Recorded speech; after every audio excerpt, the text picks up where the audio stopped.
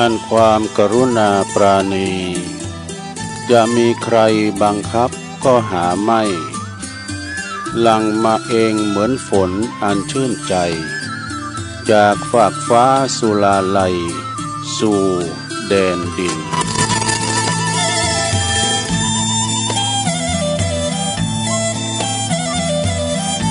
ก็ขอความนอบน้อมแด่พระรัตนตรัยอันมีพระพุทธพระธรรมพระสงฆ์เป็นสรณะที่พึ่งกับแนบไต่ไหวสาถวายความเคารพมายังครูบาอาจารย์พระมหาเถรานุเถระท่านเจ้าคณะพระสังฆาธิการพระภิกษุสามเณรเจ้าจุโตนจุองค์กุวัดวาอารามพร้อมตึงสำนักติภักสงฆ์ตัวยขอความเจริญในธรรมเจริญปอนมายังบรรดาปอออกไม่ออกศรัทธาท่านสาธุชนนักศีลนักบุญคนดีต่างหลายเนาะที่ฟังกันอยู่ตั้งบ้านตั้งจองบ่ว่าจะเป็นปอหลงแม่หลงปอลุงแม่ป่าตั้งปีป่าหน้าเอาอาศรัทธาตีนจองห้องวัดเนาะเท่าแก่หนุ่มกำใจยิงต่างหลายคำมาแล้วเนาะก็มาเปิดฟังรายการสารธรรมยามแรงยามคำซึ่งวันนี้ก็เป็นวันเสาร์เป็นพระลานาทีของตนโตแห่งอาตมาภาพเก่ากระผมตุลุงนันชัยวัดนาคเสโนจัดรายการอยู่ที่บุญห้องสงฆ์ของวัดพระธาตุดอยน้อยตำบลดอยหล่ออำเภอดอยหล่อจังหวัดเชียงใหม่มาปบมาปะกันในยามตะวันหลับเหลี่ยมพาไปแล้วจะสู่เข้ายามค่ำสนธยาตั้งบุญป่าบุญเขาก็จะถูกครอบคลุมด้วยความมืดนะตั้งในบ้านในเมืองก็ไฟฟ้าเฮือฮามนะ ก่อนในช่วงเวลาสักมออีนี่ก็วิถีชีวิตเฮาเจ้าตั้งชนบทก็กำลังทำหุงหาอาหารกันเนาะทำสำหรับกับข้าวตำน้ำพริกกาแกงอันนั้นอันนี้จอพักปังพักกาดไป บางคนก็กำลังทำมาหากินทำหุงหาอาหารบางคนก็ยังปิกมาทำการทำงานกันอยู่แต่บางคนก็กินข้าวละอิ่มท้องแล้วนี่นะกินข้าวอิ่มแล้วก็ติววิทยุไปตังบุญเตือนหัวค่อมเปิดวิทยุฟังครูบาอาจารย์เปิ่นจะมาออกรายการเวลานี่นะหลายก็หลายตุนแต่เป็นวันเสาร์เมื่อค่ำไม่ก็เป็นตัวลุงเด้อการเวลามันได้ไปไหนก็จะมาออกปกติการเวลาจับติดศาสนกิจก็จะได้ลารายการไปเนาะบางบางทีเนี่ยก็ห่างหายไปพองก็โดยว่าภาระหน้าที่ไปการแป้งงานหันตีนี่ช่วยครูบาอาจารย์ไปสถาเตอก็สบายพองกายเนาะสำหานพองการ่างกายบางทีก่อนเน็ตล่มพองกานี่อินเทอร์เน็ตนี่ก็เน็ตนาเกนะกันมันบดีก็ดื่มดังสักน้อยตึงได้ยินฉะนั้นก็ก่อนอื่นก็ขอบคุณก่อนเนาะขอบคุณสถานีวิทยุแม่ขจารโมเดิร์นเรดิโอนี่ FM 94.50 เมกะเฮิรตซ์เนี่ยของป้าน้อยป้าน้อยสุวรรณแม่อนงพรหมมิน อันนี้เวงป่าเป่าวันวันนี้คืนเปิ้นไปไกลวะนะดังแหงไปไกลฟังได้หลายอำเภอ ก็ต้องขอบคุณเด้อสถานีเจ้าของคืนแล้วก็วัดห้วยตองซักตัวเนอร์สายจอมตองนี่ก็ส่งกระแสเสียงไปถึงเมืองหอดเนาะตั้งบ้านหงนี่นะ FM 98.75 เมกะเฮิรตซ์เนอขอบคุณเจ้าหน้าที่ดีเจที่เปิ้นรับสัญญาณรับคืนไป แล้วก็ขึ้นใหญ่ขึ้นลงนะทรงแรกแต่ยินอยู่นะ FM 106.50 เมกะเฮิรตซ์ของอันนี้ก็คืน FM 104.50 เมกะเฮิรตซ์เนอวัดฝายหินตำบลสุเต็บอำเภอเมืองเชียงใหม่โอ้นี่คืนนี่ก็ไปไกลเปิดอนุเคราะห์ทรงแรกเด้อทรงที่สองตุลุงก็เหลือทั้ง30 นาทีก็เล่านิทานนี้ก็แล้วนะต้องขอบคุณที่เปิ้นลิงก์สัญญาณไปเนาะเนี่ยเปิ้นเป็นเจ้าของคืนก็เรียกว่าถ้ามีเปิ้นนี่ก็เฮาก็ไม่ได้ยินลิงก์สัญญาณไปนะก็ฟังกันตั้งบ้านตั้งจองตั้งหอตั้งเฮินวันนี้เป็นวันเสาร์วันพุธก็เป็นวันติดก็ไปใจซีดใจเสียงไปเลือกผู้แทนจอนบัตรจอนเบอร์กันนะเนาะสดา ต่อไปนี่ก็อันนี้มาว่าให้กันเด้อ ประเดิมแหลกกรรมโบราณนะอันนี้นะสดาเคยว่าแล้วแต่ตะว่าลืมดำกรรมหนึ่งโบราณแปลว่าถ้าว่าไผจะดูผัวดูดีตอนมันป่วยนะผัวดีเจ็บป่วยเมื่อไข่นะพอเมื่อเปิ้นจะทำเปิ้นจะมีปฏิกิริยาอย่างใดจะมาช่วยเป่าช่วยอุ้มลูกปุกนอนก่อยนะช่วยป้อนข้าวป้อนน้ำเวลาสามีกาเจ็บป่วยเมื่อไข่นะส่งห้องยุกห้องยาก่อแต่เป้าพอก้อยดูแลก่อนะตอนที่ผัวป่วยเนี่ยว่าดูผัวตอนที่ดูตอนป่วยเนี่ยแล้วก็ถ้าดูเมียล่ะดูตอนที่ผัวเปิ้นตุกอยากอับจนตุกได้ยากแล้วนะเมียเปิ้นจะมีกิริยาอย่างใดดูเมียให้ดูตอนผัวจนดอกแล้วก็จะดูลูกเต่าล้านลิ้นตนดูตอนที่พ่อแม่แก่เฒ่าชราเดินบ่ได้ว่าดูเตียวบ่ได้เดินบ่ได้แล้วเนาะสมมุตินะอีพ่ออีแม่เขาก็ทะลงเปียดที่อำปาดพยาธิมาลุมเล่าลูกเต่าจะมาผอมากอยป้อนข้าวป้อนน้ำก่อยนะจะดูลูกดูเต่ากับพอตอนเนี้ยนะพอตอนที่พ่อแม่ล้มป่วยก้านี่อุ้มลูกปุกนอนเจ็ดผ่าขี่สีพะเยาเจ็ดเนื้อเจ็ดโตป้อนข้าวป้อนน้ำนี่การภัยปฏิบัติอยู่ตลอดนะโตบุญบารมีตัวนั้นจะมาคุ้มครองลูกตัวนั้นเนอะนะแล้วก็จะดูปีดูน้องที่คานต้องกันมานะออกต้องเดียวกันมาก็ดูตอนที่เปิ้นแบ่งมรดกนี่แบ่งมรดกตกทอดซ้ำเตอก่อมลุงโตนะศรัทธาญาติโยมเคยมีนะมรดกเลือดนะปดโตมันบรรลุงโตส่วนแบ่งที่ไม่เป็นธรรมนะเตอก็พุทธฟ้องร้องก็มีนะก่อน ฟ้องร้องกันในเรื่องทรัพย์สินสมบัติเนี่ยแล้วก็จะดูญาติมิตรก็ดูกันตียามตีเฮาล้มป่วยเนี่ยโอ้มันป่วยอยู่ห้องยาบ่ได้นะพระจะไปเอวหาพองนะจะดูญาติมิตรพี่น้องเนี่ยจะดูตอนที่ยามเฮาป่วยเฮาลุ่มเฮาล้มเฮาลุ่มแล้วมันจะป่วยเนี่ยเฮาลุ่มแบบว่าคือว่าเฮาเป็นคนตกอยากไปแล้วนะอับจนกันอยากแล้วแต่พอแล้วพระจะมาช่วยยืนแขนมาช่วยพองเนาะแต่ถ้าจะขบคนดูยามตุกห่อนนะดูคนคบให้ดูยามทุกร้อนในเวลาห่อนอกห่อนใจมาเฮาปึงใดนะจะปึงใดก็ดูน้ำใจคุณดูตอนใดตอนที่เฮาหมดผลประโยชน์แล้วดูมีผลประโยชน์แล้วเปิ้นเขียวไปแล้วได้มีความหมายทำแล้วอย่าหยุดจอกปุ่นอันนี้ก็เป็นปัญหาเหมือนกันนะเพราะความจริงของคนจะโผล่ในวันนี้ไม่มีอะไรให้แลกดูมีอย่างให้แลกวะ อันนี้มันเป็นความจริงแต่ๆกันเนาะแล้วทำบทบอกว่าสันดานมนุษย์นะประวัติใจมนุษย์ยากแท้อย่างถึงดู100 ครั้งบึ้ง1 ครั้งดีก็มีได้ได้กันเนาะ100 ครั้งลัก1 ครั้งหักปรักทลายนี่แล้วเปิ้นก็ว่าลืมความหมายในวันสิ้นเพียงลิ้นเลีย อยู่กับใครก็ชมเขาเอาใจใส่นี่พอจากไปก็ไล่ด่าว่าให้เสียแต่กันเนาะนกสองหัวบินว่อนตะกอนเพลียสันดานเบี้ยไม่ถึง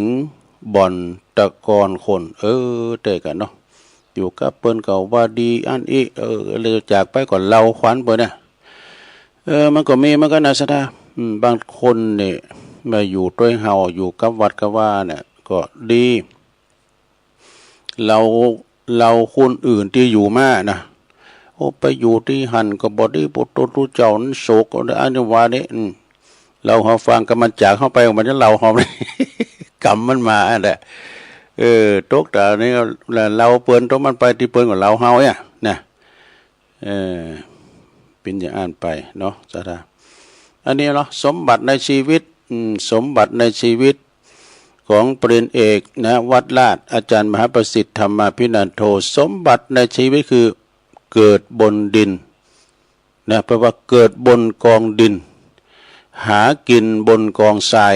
มาใจ เอาไปรู้กันเกิดบนกองดินหากินกองงานหากินบนกองงานกับหากินกับการกับงานเนี่ยนะสุขสำราญบนกองเงินเนี่ยได้เงินได้ค่ามาก็จ่ายคือมันเป็นประโยชน์จะไปกินใจโบใจบะกำลังเดินไปนะเปิ้นว่านะสุขสำราญบนกองเงินแล้วกำลังเดินไปที่กองฟอนเนี่ยมันไปมันกันว่าแล้วก็นอนบนกองไฟเหลือไว้แค่กองกระดูกเตะก็ได้เข้าทาเหมือนกันเด้ออันนี้ปิ้นซะเนี่ยจงมีสติเมื่อเจอมรสุมชีวิตจงใช้ชีวิตความคิดเมื่อเจอกันเมื่อเจอกับปัญหาแต่เจอปัญหาก็แก้ไขเนอะจงชนะอุปสรรคทั้งหมดด้วยปัญญาและจงจำไว้ว่าทุกปัญหาอย่าใช้อารมณ์แต่กันเนาะปัญหาทุกอย่างแก้ได้เนอะนะปัญหามีให้แก้ไม่ใช่ว่ามีให้กุ้มไม่ใช่เป็นว่าเนาะเพราะว่าอยู่มีศักดิ์ศรีดีมีคุณค่าบ้าให้มีเหตุผลทนให้มีเป้าหมายและตายให้มีคนจำเข้าท่าเนอะเอาให้ได้อีกเนาะอันนี้ของอาจารย์มหาประสิทธิ์ธรรมาภินันโทปริญญาเอกวัดลาดวัดวัดนี่ก็วัดจางกำเนาะวัดจางกำตำบลมะกอกอำเภอป่าซางเขานี่นะเอาแล้วน้องสัตตาต่อไปตุลุงจะเตะธรรมเนาะเตะธรรมดีกว่าจะเตะน้ำเตะธรรมเมืองกันเด้อสัตตากินเข้าไปเนี่ยเอาน้ำแอมไก่ๆในลงเด้อจะแก้นะฟังธรรมกันเด้อฟังธรรมปืนเมืองก่อนสัทธาญาติโยมอะไรเนาะทำมรดกทำปืนเมืองก่อน ปูจานป้อนานอ้ายแพะโป่งมาลัทนาธรรมกรรมลัทนาธรรมกันได้ลงเด้อนิปานังเยนะกะลังลัมมังเยนะกะไสยังปันดิโตตังธัมโนมะกังอุติสิตงธรรมะมุตตะมังปัจจังอาลาธานังกะโลมากินเข้าไปก็ฟังธรรมไปเอาย่อยอาหารไปในตัวเนาะ เอาฟังธรรมเกิน นะโมตัสสะภะคะวะโตอะระหะโตสัมมาสัมพุทธัสสะ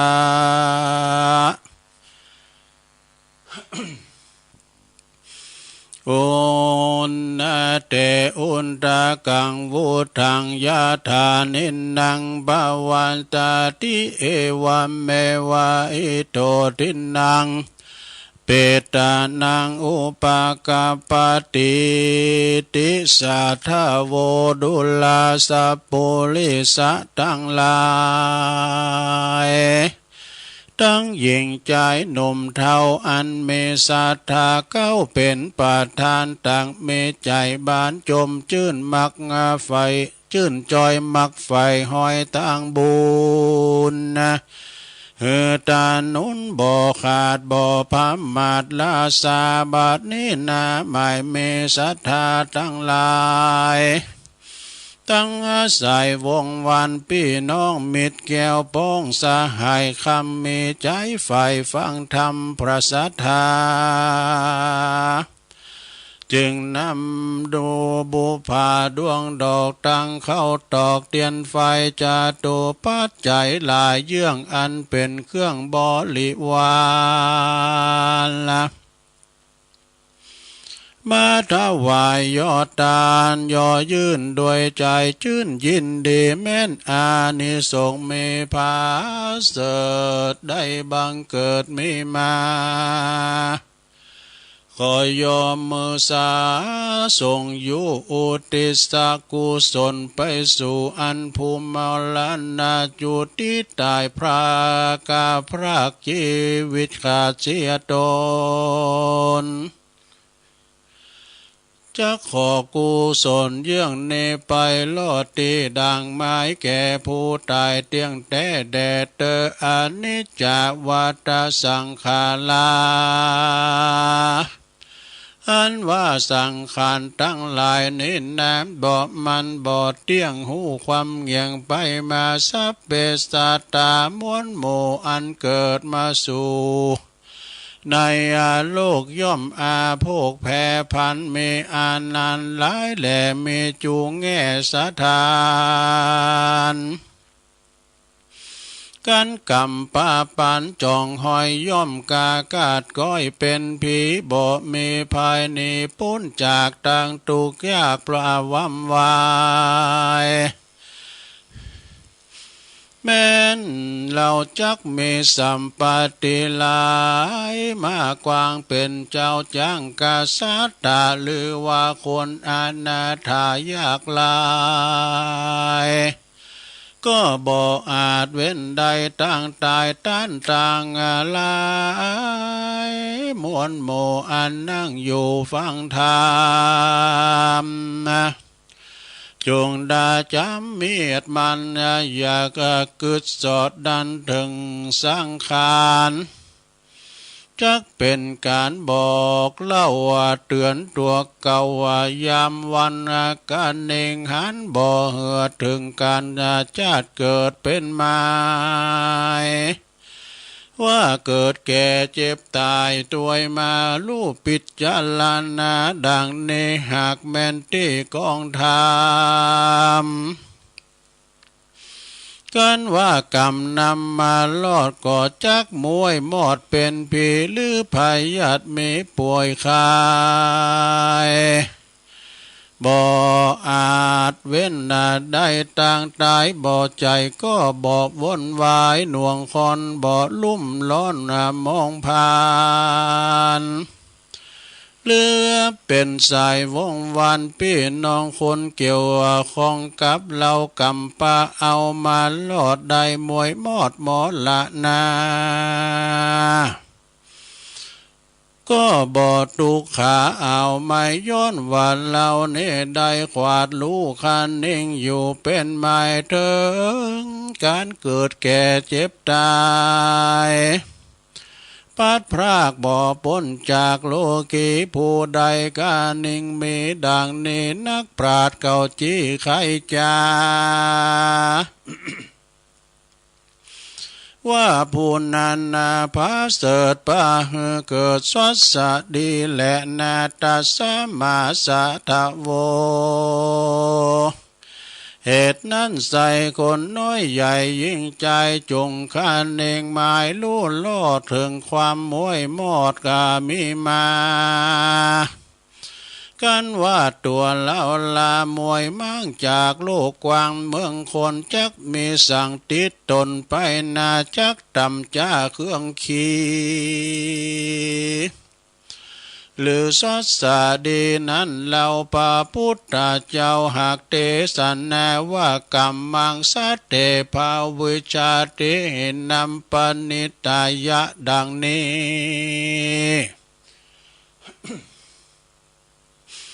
ไขกล่าวจีขียาว่ากรรมนานามวลมากย่อมจากงานลักสัตตาตามกรรมอันใดกะทำมา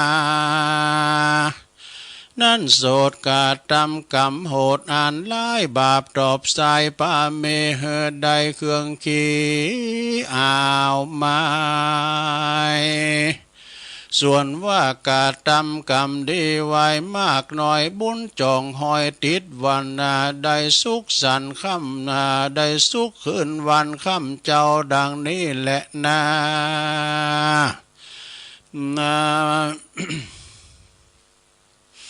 บัดนี้นาต้านต่างหลายหนุ่มเดาอันเมศรัทธาเก้าเป็นป่าทานอันเมใจเจยบานชื่นจอ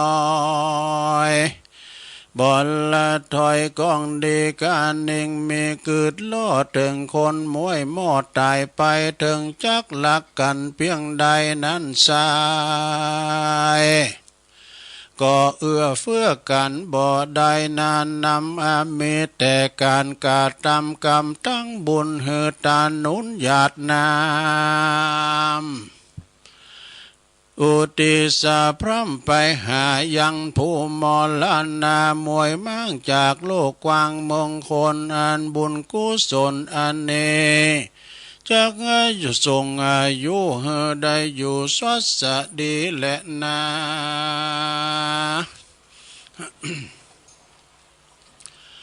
เยยาตินางโหติสุขิตายาตาโยที่นิจะขอเฮสัทธายาติกามวลโมอันนาได้ไปสู่โลกนาอย่าได้ตกต่อมตำจ้าสามันเฮได้สำลานข้ามเจ้าและนาสัพเพสัตตาอันนาว่าเพศทั้งหลายหนุ่มเท่าก็เมใจบ่เศร้าเจยบานกันว่าได้รับส่วนบุญทานเลี้ยวโสดก็เมใจประโมทยินดีสาธุการมีสาสาวปันปนกล่าวใครจะว่าขอเฮยาติกาพี่น้องอันอยู่ในแห่งห้องเมืองคนว่าจิลันนาวันตุโนยาติเยสังเหตุลภามาเสอะอัมหากังกาตาปูจาทาลกาจาอันนิปลาดังนี้ว่ายาติกาพี่น้องผู้ใดมีใจแผ่กว้างมาก่อสร้างตั้งบุญแผ่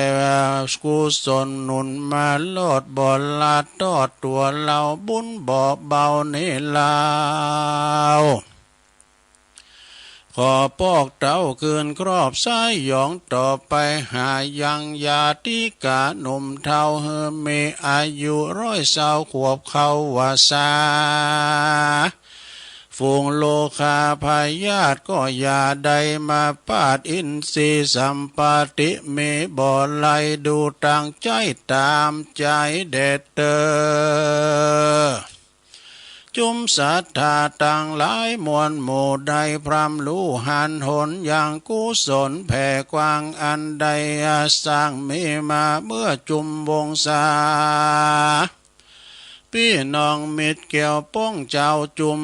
ถูกกรรมมาสุมตาตายจากมาเลิกซากทรงสักการ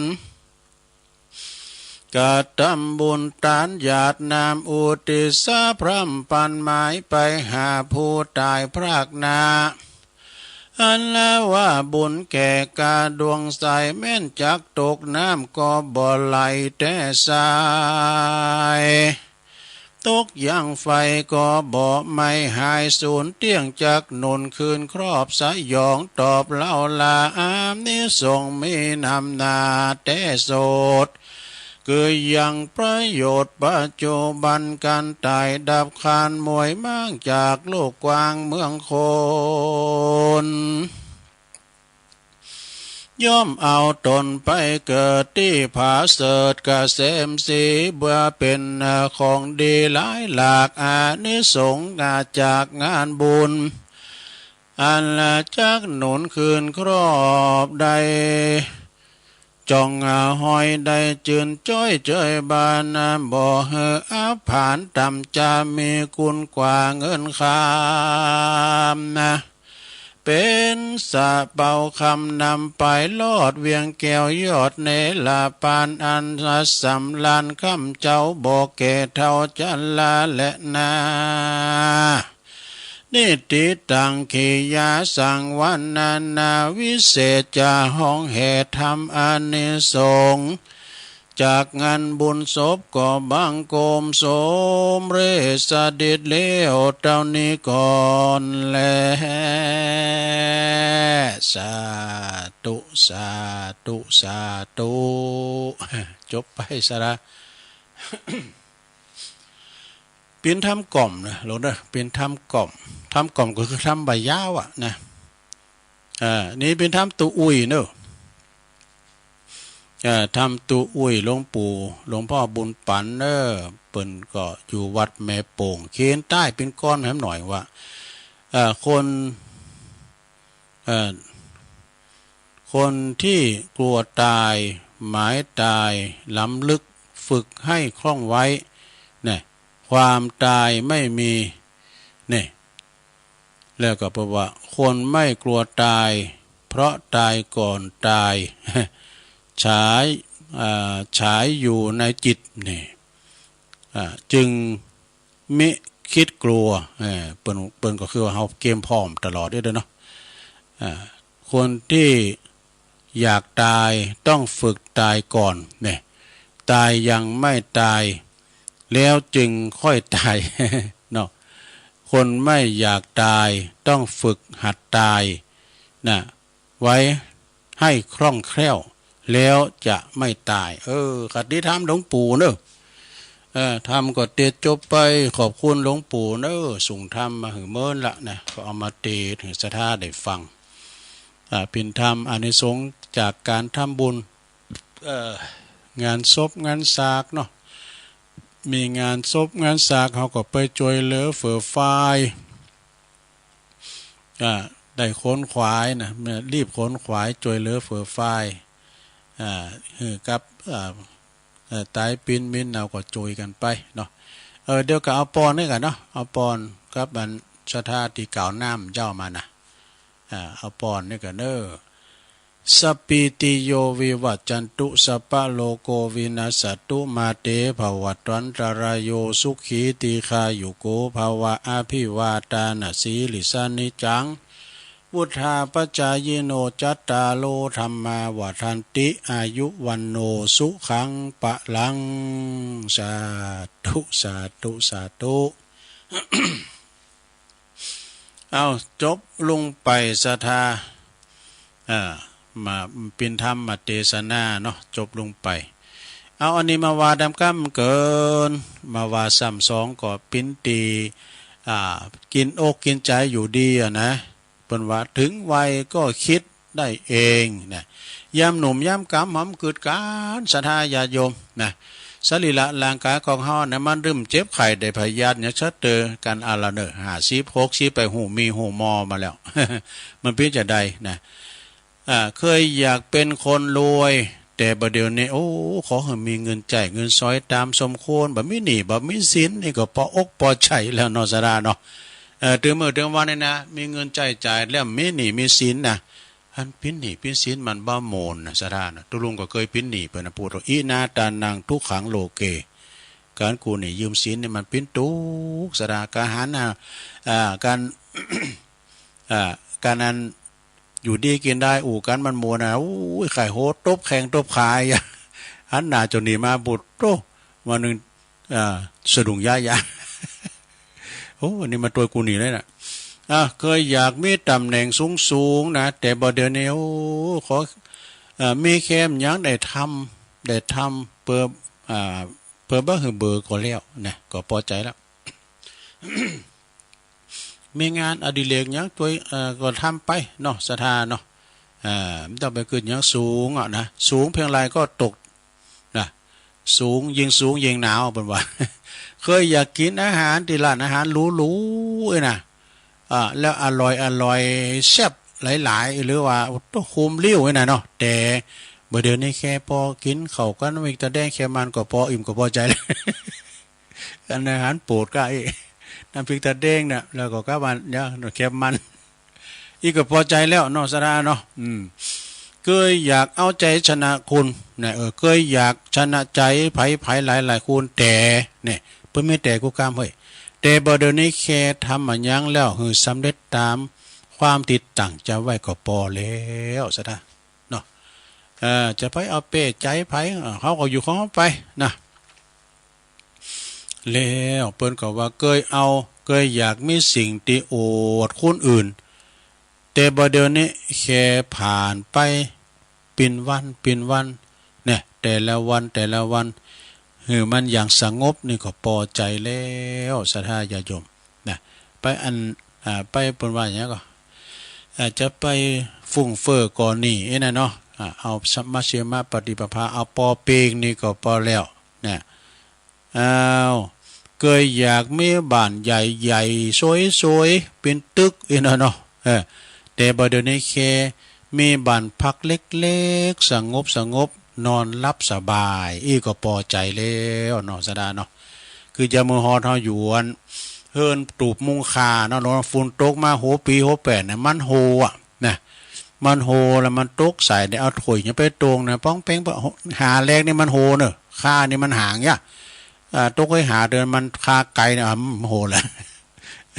คือจะมือฮอดอยู่ตูบก้างเฟืองเนาะเนี่ยเปิ้นว่าฝุ่นตกฮู้ว่าเฮินไผโหยังดีกับชนะเมื่อเขากำแล้วก็อันฝุ่นตกนะพุทโธตุลุงมีหันเติงเนาะพอดีกับอันฝุ่นตกแล้วหูคิงเอารับได้รับว่าเปิดหูคิงนี่ปุโตอย่างโบกควายปุโตต้มน้ำอยู่บ้างหุ่นด้านอย่ามานอนหายขวาน้ำมาเนี่ยเป็นว่าฝุ่นตกกับหูคิงมึนแล้วนะเขากำไปเหี่ยวเคยอยากไปท่องเที่ยวตีไกลๆหรูๆไปเอาเมืองยองกะเจียงตุงไกนะเนาะต้องว่าไกลแต่บ่เดี๋ยวนี้แค่ได้ออกไปพักผ่อนแถวตุงนาก้ามยากะห่างห่างนาโอ้ก็พอใจและอากาศสบายฟังเสียงกบเสียงเขียดห้องแงดเพลงอันเขียดมันห้องโน่แงดกบมันก็ห้องอบเนี่ยนอนเฝ้าตูบตั้งกลางหายกลางหน้าห่างเนาะนอนห่าง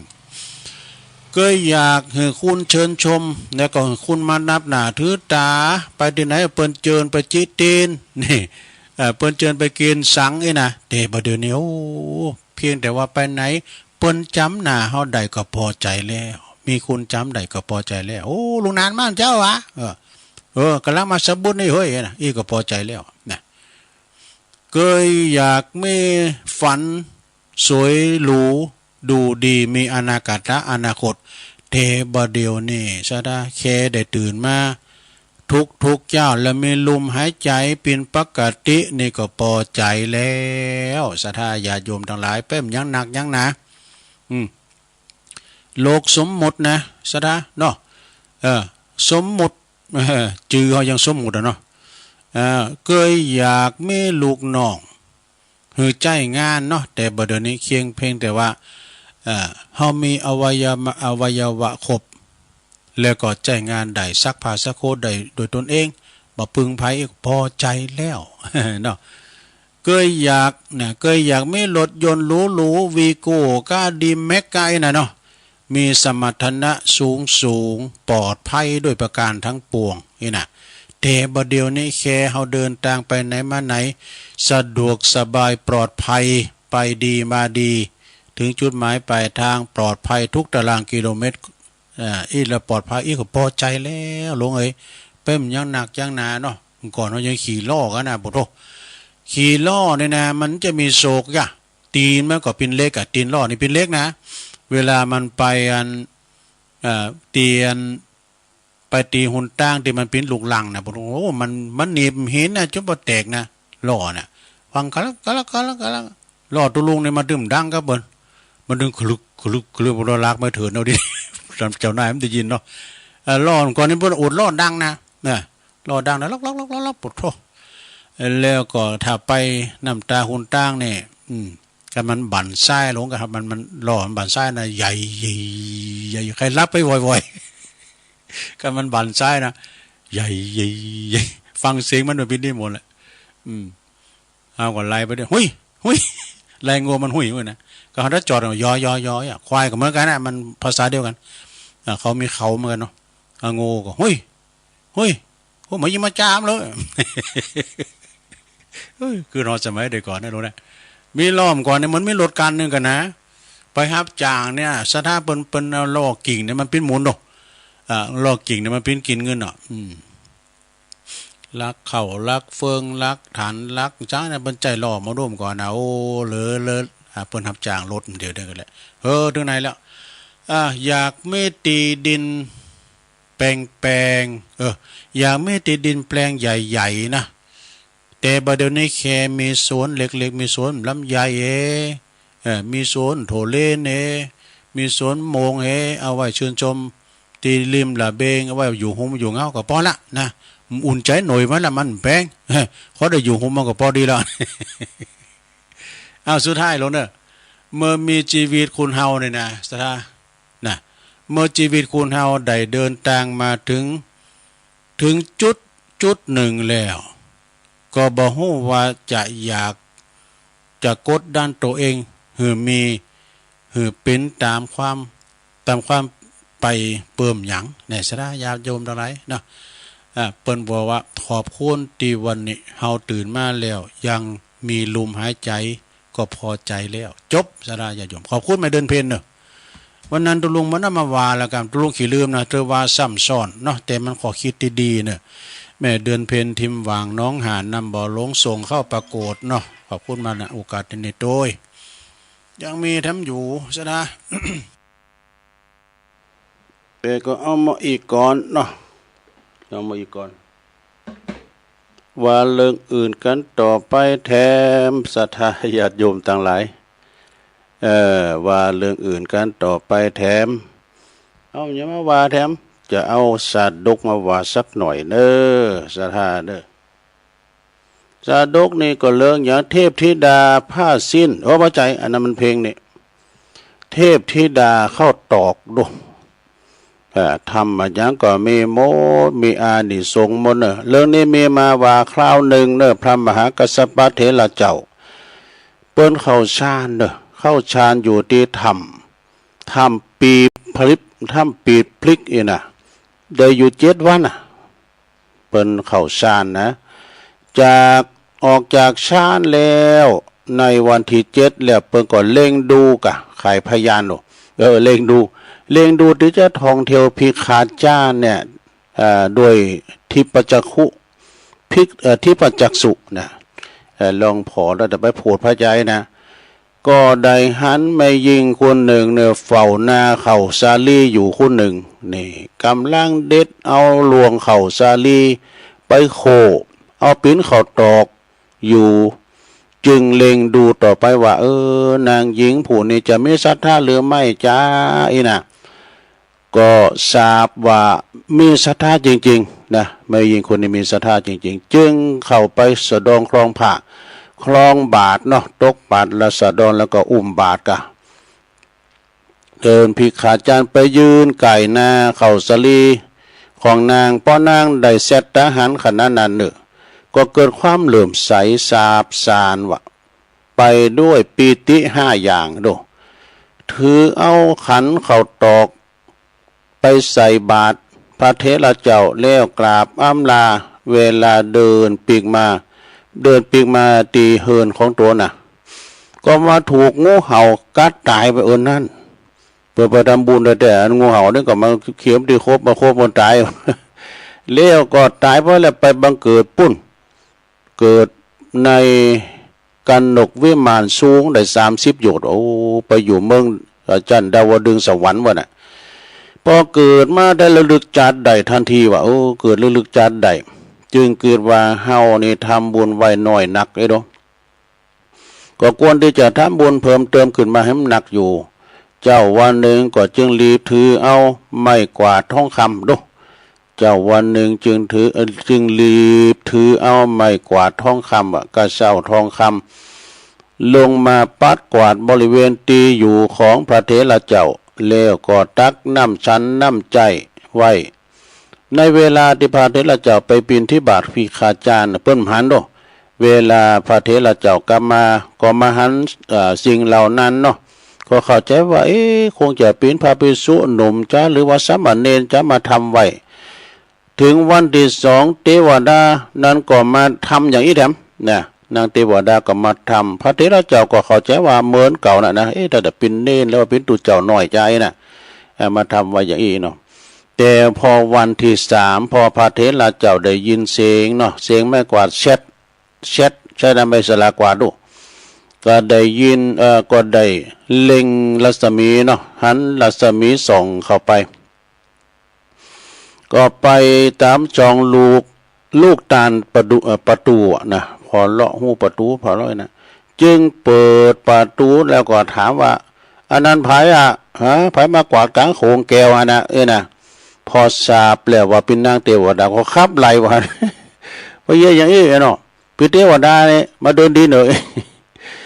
อย่ามาทำอย่างนี้เด้อต่อไปนะจะไม่อย่างอีกเนาะข้าพเจ้าจะคุณขี้ข้านนะเดี๋ยวข้าจะไปกวาดอยู่ อย่าฮือพระธรรมอย่าฮือพระธรรมมากระทึกในอนาคตะคนอื่นมาตีเตียนเฮาเลยนะโอ้ปกโคคนตีเตียนว่ามีนางเทพยดาเนี่ยมาตุนหนึ่งนางหนึ่งนะลุกมาปฏิบัติกวาดผิวเนี่ย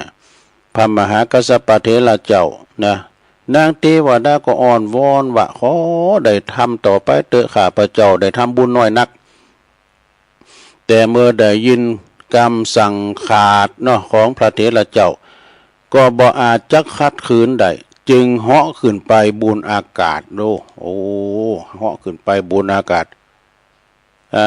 เมื่อเหาะขึ้นไปบนอากาศแล้วแล้วพระพุทธเจ้าก็จึงทรงสดับเนาะได้ทรงสดับจึงทรงเปล่งรัศมีมาเนาะมาปรากฏอยู่ตาสองหน้าเหมือนกับเปิดมาเฉพาะหน้านะคือหมายความว่าเปิ้นจะมานะเปิ้นเปิ้นนั้นเบ่งรัศมีมาให้กะมาอยู่เฉพาะหน้าแล้วก็ตรัสว่านี่แน่นางเทพธิดาเอ้ยนางสำรวมเป็นเป็นนาทีนะนางได้สำรวมเป็นนาทีของกัสสปะบุตรของเรานะเปิ้นว่าลูกศิษย์ของบุตรของเรานะพระพุทธเจ้าส่วนว่าการทำบุญเนี่ยก็เป็นหน้าที่ของผู้ที่ต้องทำบุญเนี่ยเพราะการทำบุญทำให้เกิดสุขทั้งชาตินี้แล้วก็ชาติหน้าต่อไปตรัสอย่างนี้แล้วจึงตรัสต่อไปว่าถ้าบุคคลใดทำบุญไว้แล้วก็ควรจะทำบุญนั้นเนืองนะติดต่อกันไปควรพอใจในการทำบุญนั้นเพราะการทำบุญนั้นเหือมากหนักนั้นเหือนักยอมขึ้นไปนะขึ้นไปนะยอมได้เกิดความสุขดังนี้เนี่ยเรื่องนี้เปิ้นก็จริงหันว่าขึ้นชื่อความว่าความดีควรทำอยู่เนืองเนี่ยทำไปติ๊กๆเนี่ยลงเนาะเรื่องนี้ก็เลยจบลงไปมันเพราะยาวเนาะเรื่องเทวดาเนี่ยสถาเทวดาเนี่ยก่อนนางหญิงคู่หนึ่งเนี่ยมันอยู่รักษาเขาซาลีกะแล้วก็มาโคเขาตอกก่อนเมื่อเขาฟางเนาะเอาเขาฟางนี่ที่มันเป็นเม็ดนั่นแหละเปิ้นมาโคโอ้พี่ใจแมงก่อนเขาพี่ละอ่อนเนาะน้อยมันแตกโดดลุบลับก่อนเจอไปก็เอาเขาเปิ่มกันนะเปิ้นเอาเขาฟางมาแล้วเขามากินเนี่ยก็เพิ่งกินว่าได้พี่ละอ่อนก่อนก็ทากินข้าวแคบลุก็เนี่ยเป็นแปลงข้าวแคบเนาะลุกำเตอหวานมันกันเนี่ยเราอ่อนก่อนไม่ได้กินช่างการรู้แล้วก็ปนก็ได้กินนั่นเนอะผมจะล้ำในพิมพ์เดี๋ยวนี้ให้มันกินแหละ มันจะลำเนี่ยเดี๋ยวนี้โตละอ่อนบ่เดิมจะไขว่าอะไรอย่างพระเนรเขาเนี่ยเนาะชุดแต่ลาบเขาย่ำกินน่ะดู กินเอาขู่ว่านอกเลยเนาะฉะนั้นก็ศรัทธาญาติโยมทั้งหลายกินตานไปในฐานะที่เฮาเป็นเจ้าพุทธศาสนิกชนเบิ่นมีการมีงานวัดหานวัดนี่ก็ตามเด้อก็ทำไปแต่ก็จะไม่ลืมพระในบ้านเน้อมีปอมีแม่อยู่เทวบุตรเทวดาเน้ออันนี้เป็นพระเจ้าขินเนาะจะไปลืมเปิ้นนะเปิ้นมีการมีงานที่หานตีนี่ก็ไปแล้วก็ไปตักบาตรร้อยวัดปันวัดก็เตากับตักเข่าใส่ปากปอปากแม่ไอ้เนี่ยไปลืมเทวดาที่บ้านที่จองอันเนี้ยพระในบ้านก็เดียวจะเต้นวันเนี่ยเดี๋ยวตุลุงจะเตธรรมเรื่องพระในบ้านนะทรงที่สองนะเป็นธรรมบรรยายพระในบ้านหรือว่าพระในบ้านนะก็อันกีมแบบเหมือนกันนะกตัญญูกตัญญูพระในบ้านมันก็เรื่องพระในบ้านเหมือนกันนะความจือประเทวกตัญญูวงเล็บพระในบ้านตัวมันหน่อยยาวมันก็30ได้จบอยู่ฮะเนาะในดวงดีนางพัชรินเปิ้นตานไว้มื่นละนะอันนี้ก็เป็นน้ำทำคำสอนดีสรรหามาบางทีก็วันเสาร์เมื่อคำอีเนี่ยบัลลัมได้มาเนี่ยเมื่อได้มาได้อยู่แล้วก็ออกตามปกติจะเสาะหาสรรหากันเวลาออกคำไม่ก็ได้แปะสูตรนะเด้อได้เข้าไปสวดมนต์โดยหลวงพ่อก็เพื่อความส่วนโลมเนาะกันมันดักตั้งนี้ก็เปิ้นได้ยินเนี่ยค่ะ7 วันไหนก็มามาจากันอีกคำหนึ่งแล้วก็วันนี้เป็นวันติดวันเสาร์นะวันพุธวันติดนี่ก็ไปใจซิดใจเสียงเลือกต่างกันไปบ้านเฮาเมืองเฮานี่เป็นประชาธิปไตยไปใจซิดใจเสียงกันนะเป็นตัวแทนเฮาฉะนั้นญาติโยมทั้งหลายหลังจากที่จบรายการตุลุงแล้วก็แถมบื้อ2 ทุ่มก็ฟังรายการธรรมะเพื่อชีวีกันต่อมาถึงต่อเนื่องกันไปธรรมะเพื่อชีวีนี่ก็เป็นรายการของอาจารย์ท่านพระมหาเสาแก้วเนาะเพิ่นก็มากดตุลุงก็ติดตามฟังไปกุดตุนก็องค์ตุลุงนี่สอบฟังนะฟังกลางคืนเก่า6 ปูนแถมวันติดวันเสาร์นี่ก็ฟังพระครูโอภาสด้วยกันถึงฟังบ่นะฟังแนวเปิ้นอู่มนเปิ้นฟังเฮาฟังเปิ้นก็เป็นธรรมดาเนาะตอนนี้ไปตุลุงก็จะได้ยอบย่างเนาะตั้งสถานีเวงป่าเป่าปุ่นเปิดก็จะข่าวจากกรมประชาสัมพันธ์ไปตีห้วยตองซักนี่ก็เจ้าหน้าที่เปิ้นก็จะเอาทำมาจากกับปวัตนสูตรเขาใส่ไปอย่างนั้นเนาะจนถึงทุ่มกึ่ง7 โมงกึ่งก็มาปากันแถมเราบรรยายธรรมดำกรรมฉะนั้นก็ขออนุโมทนากับศรัทธาญาติโยมที่เพิ่นฟังกันอยู่ตั้งบ้านตั้งจองตอนนี้ก็ตุลุงจะหยอบย่างก่อนเนาะศรัทธาเนาะเดี๋ยวฟังกันรอบ2กันต่อไปอยู่ดีมีสุขเนอเจริญปอน